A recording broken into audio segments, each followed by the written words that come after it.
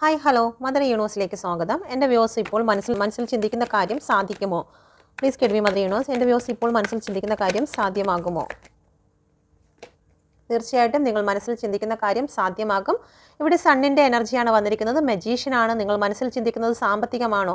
ഇവിടെ സാമ്പത്തികത്തിൻ്റെ സിമ്പൽ വന്നിട്ടുണ്ട്. സാമ്പത്തികം നിങ്ങളിലേക്ക് വന്നു ചേരും. നിങ്ങളുടെ റിലേഷൻഷിപ്പുമായിട്ടാണോ നിങ്ങളിപ്പോൾ മനസ്സിൽ ചിന്തിച്ചിരിക്കുന്നത്? തീർച്ചയായിട്ടും നിങ്ങൾക്ക് അതിൽ വിജയം ലഭിക്കും എന്നുള്ളതാണ്.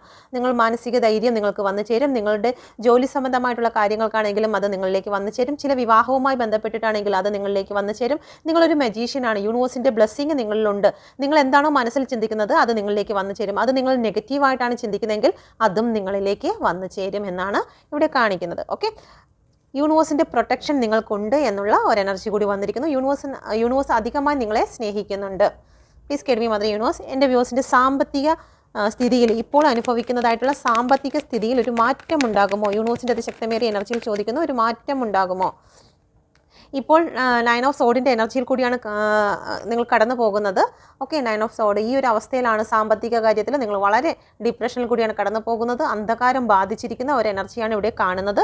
നിങ്ങൾ വെയിറ്റ് ചെയ്യുന്നു, ചില കാര്യങ്ങൾക്ക് വേണ്ടി വെയിറ്റ് ചെയ്യുന്നു. ചിലപ്പോൾ നിങ്ങൾക്ക് എവിടെ നിന്നെങ്കിലും പൈസ കിട്ടാനുണ്ടായിരിക്കാം, അല്ലെങ്കിൽ ചില പ്രോപ്പർട്ടി നിങ്ങൾക്ക് വിൽക്കാനുണ്ടായിരിക്കാം, ചില ഗ്രോത്ത് നിങ്ങളിലേക്ക് വന്നു ചേരാനുണ്ട്. അപ്പോൾ അത് ഇതുവരെയും നിങ്ങളിലേക്ക് വന്നു ചേരുന്നില്ല എന്നുള്ള ഒരു എനർജിയാണ് ഇവിടെ കാണുന്നത്. ഇവിടെ 9 നമ്പറാണ് കാണുന്നത്. ഈ 9 നമ്പറിൽ സൂചിപ്പിക്കുന്നത് ചൊവ്വയെയാണ് ഇവിടെ സൂചിപ്പിക്കുന്നത്. അതുകൊണ്ട് തന്നെ നിങ്ങൾ ചൊവ്വാഴ്ച ദിവസത്തിൽ ചൊവ്വയുമായി ബന്ധപ്പെട്ട് റെമഡി ചെയ്തു കഴിഞ്ഞാൽ നിങ്ങൾക്കുണ്ടായിരിക്കുന്ന സാമ്പത്തിക ബുദ്ധിമുട്ടിൽ നിന്ന് നിങ്ങൾക്കൊരു മാറ്റം ഉണ്ടായിരിക്കുന്നതായിരിക്കും. ഓക്കെ,